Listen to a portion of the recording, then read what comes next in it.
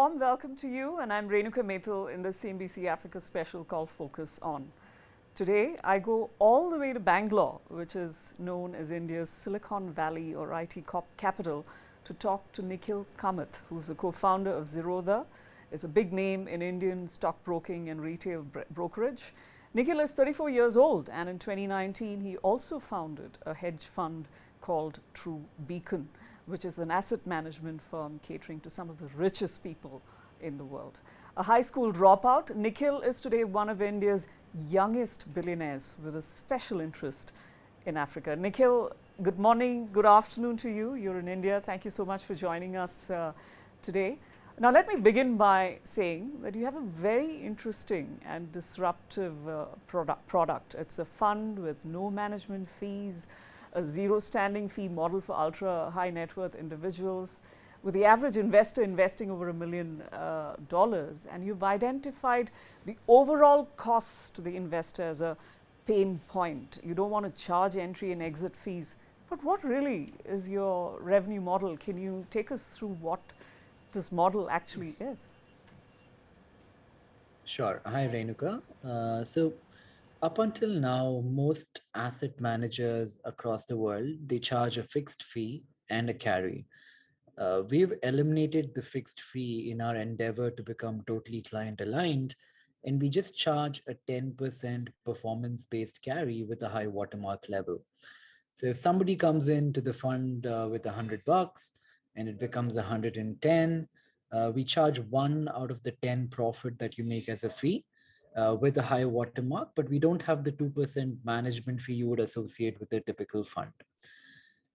This really puts our necks on the line. If a client is not profitable for 3 or 4 years, we have zero revenue as a company, as we only charge when the client makes a profit and after the year is done. At the end of the year, we charge. Okay, great, interesting. So you've started Zerodha with your brother Nitin. You're the two famous brothers in the business, and obviously you don't have any external investors. You run the show yourself, and in many ways your model has been compared. There have been comparisons with Robinhood in the US that also has commission-free investing. But how do you keep such a model sustainable in the long term? So it's a wholesale game in a way. We charge very little. We charge $20 a transaction as an execution fee, but we do a lot more transactions than anybody else. We have close to 15 to 18% market share in the Indian markets. Even though 20 rupees does not sound like a lot, with millions of transactions every day, it adds up to be a considerable number. True. Okay, that's great. And what was your motivation for starting a wealth management firm? I mean, surely there was some kind of inclination to do this. You dropped out of school at the age of 14, you became an entrepreneur at the age of 19. But why this particular sector? What was the one driving force? So stock markets and investing in different asset classes has for very long been a passion of mine. It's essentially been my full-time job for the last 16, 17 years. So anything I probably do in the rest of my life will be around this ecosystem. A couple of years ago, when I was trying to allocate my own capital to private banks and wealth managers, I realized there were many inefficiencies and many hops that one had to cross. Everything from paying the distributor or the bank which sells you a fund to paying the fund manager, whether you make a profit or do not make a profit, they charge their fees. And on top of all that, it wasn't very transparent. I would not know what my NAV is on a daily basis. I had to wait for the end of the month to get a report and stuff like that. Just to rid the ecosystem of a lot of these efficiencies, I decided to, start the asset management company. It was basically building a product that I hoped would be available for me or somebody like me who invests. And India is a hot geography today. There is a lot of interest, a lot of foreign capital, from Africa, from America, from Southeast Asia, which is finding its way into India. We wanted to create a more efficient means, a better bridge a much cheaper, more transparent avenue for this capital to flow into the country. Okay. So now you mentioned Africa, so let's come to Africa. How do you think a model like this? I mean, there are not very many funds that do not charge hefty fees. How do you think a model like this, a fund like this, will work in the emerging economies of Africa? We have South Africa, we have Nigeria, which are the two biggest economies on the continent. How do you think it'll work here? How can we adapt it to these markets? As the world is getting globalized as quickly as it is today, I think everybody is looking for diversification, not just amongst asset classes, but between geographies. So for an African ultra HNI, to get a piece of what would soon be the country with the largest population in the world, to participate in its growth, I think is a great opportunity. It probably has been for a long time now, maybe China in the last couple of decades and India in this one.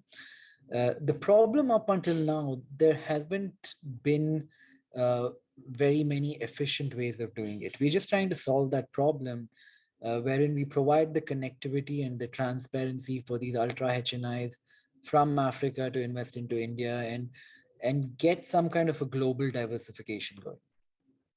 So, do you have plans to export this model to sub Saharan Africa at all? Yeah, Africa, in many ways is again a really big emerging market for us, and the opportunities are aplenty in Africa. So we would love to, come there, set up a base, start to work with the locals there, and figure out better, more efficient means of collaborating. So we've had it on our radar. We have clients from Africa now, whose money we manage in different geographies, but we don't have a physical presence there yet. But within the next year or two, it's something that we would definitely be considering. And definitely, surely for these African high net worth clients, India is an attractive destination for investments. But are there any fund models you see that are gaining popularity amongst these African investors? Well, I think these global hubs where you take the Cayman Islands, you take Luxembourg or Dubai or Singapore or any of these places have seen ample participation from African nationals historically. The good thing we have going with India and Africa is there are deep cultural ties going back many decades, and there is a familiarity when it comes to culturally how both the regions have evolved. So I would think it natural for increased collaboration and cross country deals. The opportunities for that will go up significantly. And many of the African investors of ours that I talk to right now, they're all looking to grow in Africa because they realize the opportunity locally. But a certain part of their net worth, I think they want to diversify globally and not just into the traditional economies like America or London, but they want to go further and be more savvy and niche. And I think the time is right for investing like that. The time is surely right. So India's regulatory framework, as we all know, is also one of the best that makes it attractive for these African investors. But can you say that about Africa's regulatory system? I mean, what are the lessons that we need to learn to make it conducive for wealth management products to be introduced to high net worth investors? Well, the big differentiator or what is really working for India in the last 5 years is the adoption of technology in the banking and fintech universe. And the regulators have allowed for an ecosystem where this adoption has kind of thrived and has happened sooner.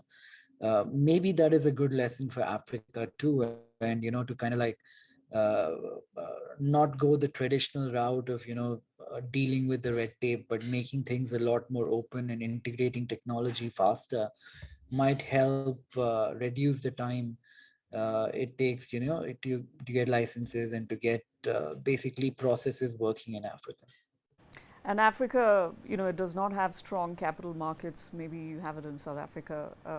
But then, how do you protect investors against currency depreciation as well? Increased globalization is one way of doing that. Uh, very early days, but if more Africans begin to start investing outside the country, these foreign reserves, which will flow back when they take away their incomes and their profits, or they start working in these new geographies, that itself is some kind of a hedge on the currency. Uh, the currency markets globally are evolving considerably. Uh, One would not be wrong in saying, after many decades, there could be a threat on something like the US dollar, which we've all considered as, uh, the global currency for a long, long time now. But I think increasingly diversifying outside the country and having increased business and trade with economies outside, I think that would be a good way to hedge against currency depreciation as a Sure, country. sure, sure, sure. And you're surely not in reinventing the wheel, but how are you simplifying existing models? How are you changing the definition or the paradigm of wealth management today? So we're a hedge fund. I think the one big differentiator that we have versus others in our category is we are perpetually hedged in between 30 to 70%. We don't deal with small and mid cap companies, but focus on the largest companies in our geography, the 50 largest companies. Uh, we have, used a certain amount of technology to be able to report your NAV every day. We are an open-ended fund. People can come in when they like, exit when they like without any kind of a fee. All of this in culmination, I think, makes us a lot simpler, a more efficient means of getting exposure to this region. But it's also a lot more transparent. The fact that there are no lock in periods and you can view what is happening with your money at any point of time, I think adds significant differentiation when it comes to the aspect of transparency. And if Africa is a net creditor, how are you dealing? How are you creating a deal flow ecosystem for African investors? Well, the hope is when we scale, when we have a reasonable scale amongst African investors. Right now, we can show them deals which are happening across the world. But if we were to have a big enough base in Africa, then I think there would be plenty of opportunities wherein African entrepreneurs, we can help them get capital from other geographies and also create a platform where they can, feed off each other's companies and startups and participate. Basically, a more formalized network to find deals versus what what happens in the world today is very informal. We'd like to change that. And during the COVID-19 pandemic, this is something I really want to know. Did you see a surge in retail investors? Was the pandemic good for you in that sense? Yeah, it feels a bit weird to say that, but yeah, I think anything fintech has done well during the pandemic. People were quarantined at home, they had a lot more time at hand, and the markets have kind of coincided with a big bull run, and a lot more money and a lot more investors have come into the equity markets in the last 18 months. And you mentioned fintech. I mean, I'm the editor of Forbes Africa. We did a cover recently on the rise of the fintechs in Africa. But certainly, in comparison with India, India has about 20, more than 20 unicorns, and Africa probably has less than half that. Half that. But if I can just take you to the entrepreneurial ecosystem in both regions, Africa and India has many similarities in that there are a lot of early stage startups, a lot of young entrepreneurs. You started too at the age of 19, but I'm sure there's some crucial, critical advice that you can give the young African startup communities that we have here. Yeah, I would say don't think too local. There is plenty of innovation happening in different pockets of the world. Actively engage, actively invest, trade, uh, you know, uh, uh, try and learn of the mistakes and the learnings that other people have. Because very often you're trying to create something, but maybe there is an example of somebody else who has done it already, and there's plenty to learn from that. And how do you pick the right industries to scale? Are there any hot happening industries at the moment that we should all be looking at?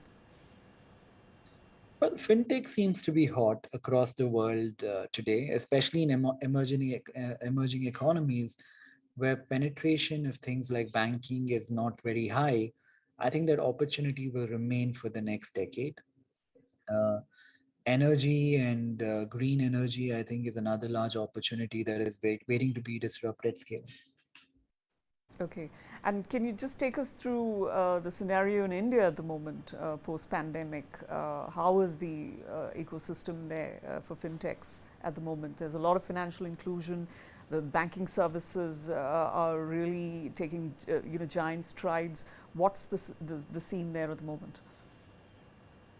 Yeah, I think fintech is having its day in the sun today. We're definitely at some kind of an inflection point. So India seems to a large extent, have put COVID and all the corona concerns behind it. Things have opened up a lot. I think we're probably at 80% of how we used to be when we are normal. A lot of foreign capital is chasing the opportunities and the companies that are scaling here today. So fintech is booming. Even in terms of participation, I would say if you take equity markets, for example, the number of people who directly or indirectly have access to equity markets has probably gone up by 50% in the last 18 months alone. And coming back to Africa, which are the big economies that you'll be looking at? You said Africa is very much on your radar, but to start with? Well, I would say Nigeria and South Africa. I think Nigeria is very interesting because of how quickly the demographics of the population are changing. We have a trip planned to Nigeria sometime in the near future, and uh, while we are there, we'll definitely look at all that we can do collaborating with the locals of Nigeria. Wonderful. Really look forward to that. You mentioned green energy earlier, and you have a special interest also in climate change. Are there any funds that you're devoting, that you are focused on for that, for environment and climate change? A large investor or a large institution right now is paying more heed to the ESG component relative to what they did a decade ago. Uh, Same goes for us. I think investing in ESG companies will be a huge opportunity in the future. We actively try to, not formally but informally, focus a little bit more allocation to those sectors. But in due course, we are planning a fund which is kind of like focused just on that. Okay, and women-led investing? Nothing that we are working on right now. The number of the percentage of women investors here is about 16-17% versus 84% men. I think all the communities across the world, which are kind of like it's a side effect of patriarchy, which we've all seen in the last 5 or 6 decades. It'll take us a certain amount of time before we see increased participation from women, but yeah, it's a very quickly changing, evolving situation, and we'll watch it closely and see if there's something that we can do focused on that. I mean, gender is definitely a big conversation in the world today, and it's not Yeah. just a mere tick mark. It's something that everybody Mhm. is really involved in. So I'd really be keen to see your own activity in that sector. That was Nikhil Kamath, the co-founder of Zerodha and True Beacon. He's in India's Billionaires Club, and we will soon be seeing him in Africa as well, talking wealth management. And this is Renuka Methil signing off the CNBC Africa special called Focus On. Stay tuned.